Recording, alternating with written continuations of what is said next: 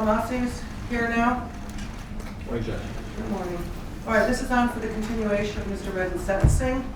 When we were last here, arguments were concluded and the court had begun to pronounce sentence when an incident occurred, an incident initiated by Mr. Redden, preventing the court from completing sentencing. That is the sole purpose for today's hearing. Any other issues that may arise from the events that occurred last Wednesday will be handled at a future date by a different court. For purposes of the record, I want to make it clear that I am not changing or modifying the sentence I was in the process of imposing last week before I was interrupted by defendant's actions. I am making my calendar page from that day an exhibit for the court. As it existed the moment I walked in, prior to anything happening, nothing's been changed, indicating the sentence I intended to impose. I'll let you with that for a moment. All right, that being said, in accordance with the laws of the state of Nevada, this court does now sentence you in addition to the $25 administrative assessment fee, $150 DNA fee, the $3 DNA administrative assessment fee, and $250 indigent defense fee, 19 to 48 months in the Nevada Department of Corrections. How much credit for time served does he have? It's 0 days. He was on probation when he committed the offense and was revoked on probation to serve the jail time October 25th. That time it expired at or about the time of the plea. So 0 days credit. Mr. Almasi, if that's different, let us know and we'll fix it. I will. The motion to quash mandatory is moved at this point. And for the record, I just reflexively wrote 0 days credit time served on the notes specific what I just said. So that is an addition as of right now. that's correct. The probation case number, just for the record, is C370775. Thank you. Thank you.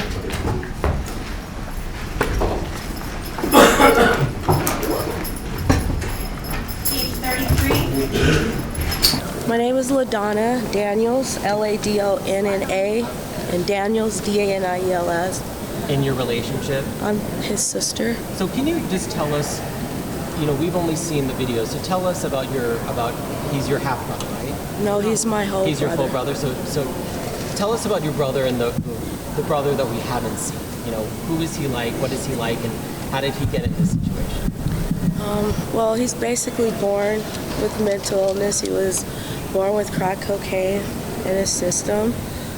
So his chance in life was taken at birth. Deep inside, he's a good person. He's just not had the opportunity in life to be surrounded by positive people, meaning his own family. I can see that my brother just felt betrayed at the time when he was pleading and saying that he was in a better place, which is different for us all to be in a better place.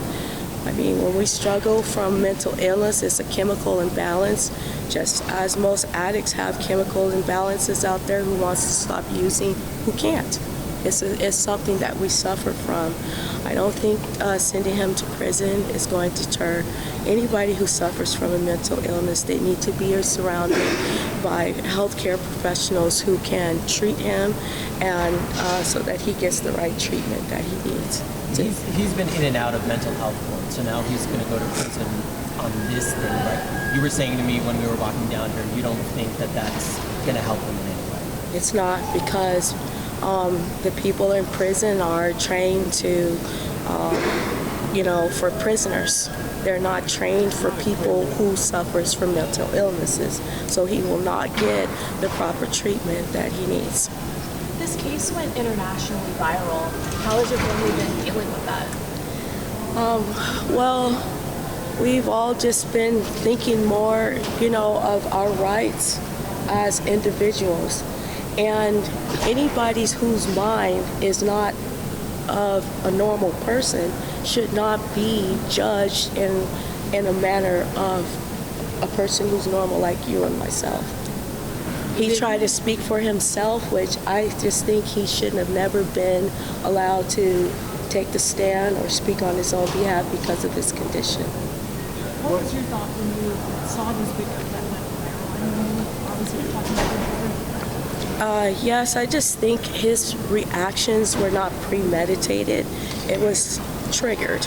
because he seemed to have been pleading for his freedom. He has been off his psych meds since he got out of jail, but because he doesn't have an appointment until March of this year, so he has not taken anything at all. And I think when the judge says, you know, it's time for you to get a taste of, became a trigger, and in his mind, he felt threatened. We all have the capabilities to do what Deobra did, and that is to leap that high when our fight or flight mechanism response is triggered. When we're threatened, we can jump that high, we can leap that high.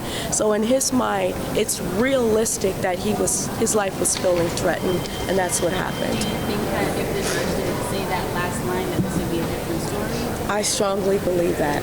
I strongly believe that because it was that statement that was the trigger. Have you had any communication with him since Wednesday? No, I haven't. I have, and actually, once we found out that he didn't appear in court on that day, my mind automatically went to, what did you do to him? Where is he at? When I came, media everywhere, and I go over to the jail, and I'm trying to do the visits, and there's no visitation for him at this moment. Then why? Where is he? He hasn't called, but apparently Tony Abatangelo, a good attorney that I know, was able to access someone from the inside to actually call, and they called me last night.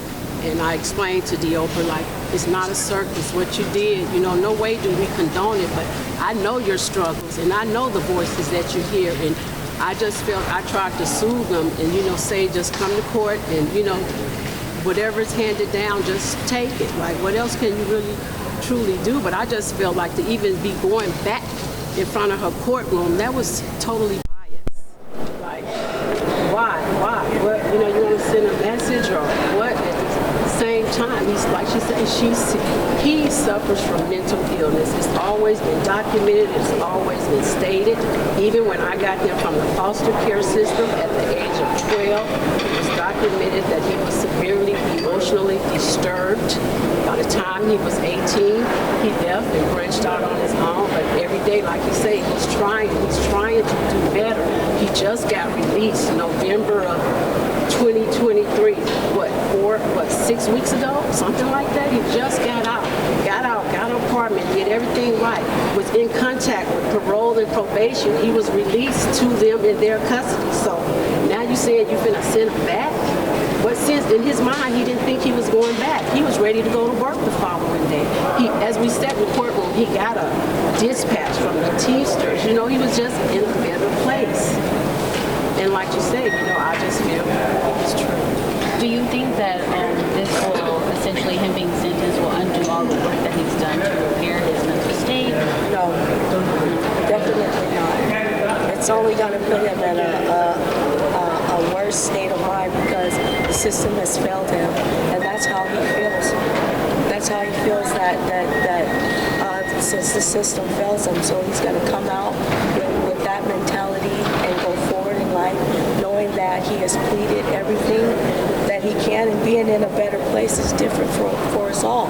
If he can be in a better place for a month, 30 days, for him, that's a lot. As a sister, as a mom, what was it like to see him in the spit mask and the scratch?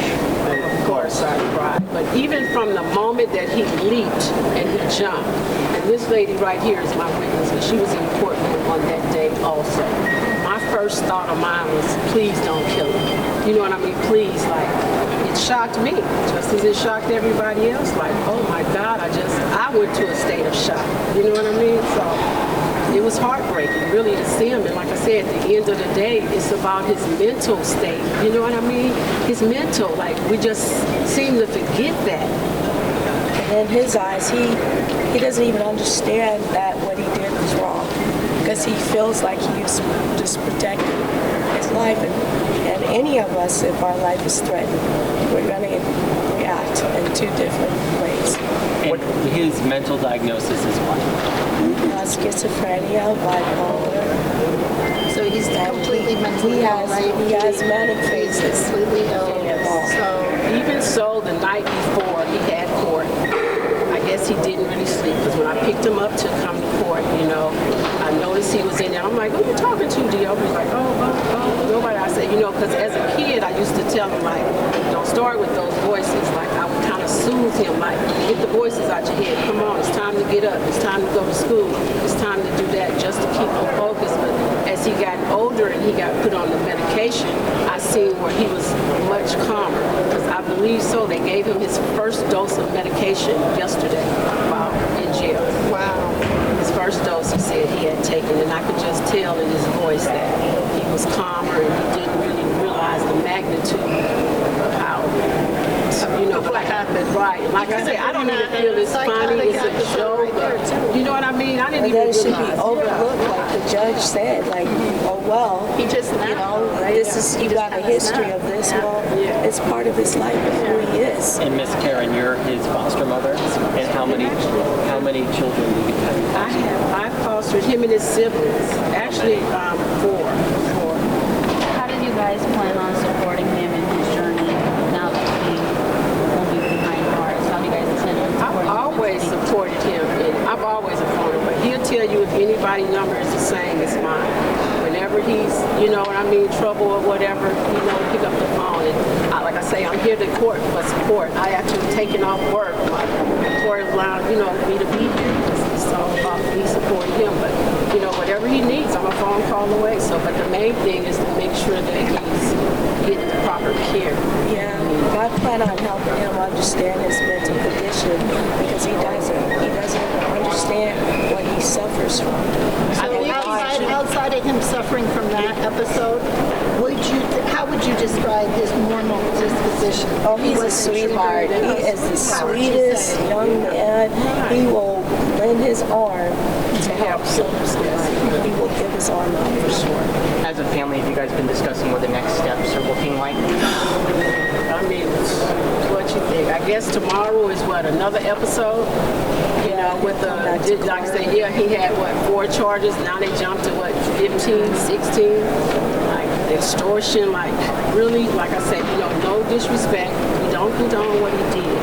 As far as everybody, see what he did? No, he didn't do that to the bailiff. The bailiff did that to himself.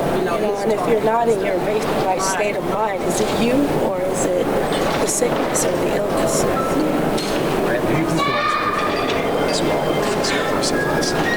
My name is Karen Denise Springer. Please spell it for us. Springer, Karen, Karen. Denise, Denise, Springer, Springe. Is there anything else you guys want to add? That was so very courageous of you guys to step up and take, it was not an easy thing.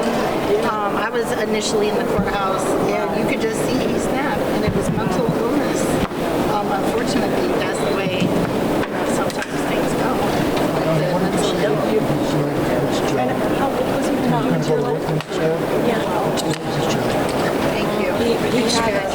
Thank you. That was very brave. Yeah, Teamsters. He had a Teamster 631. I just paid for his dues to get paid, so he was ready to go to work. So what was the nature of the work? Was It's like labor board, extra board, they call it. extra? So labor. Yeah. I'm sorry. Construction. What is your name again? LaDonna LaDonna. Daniels. How do you spell LaDonna? How do you spell it? LaDonna.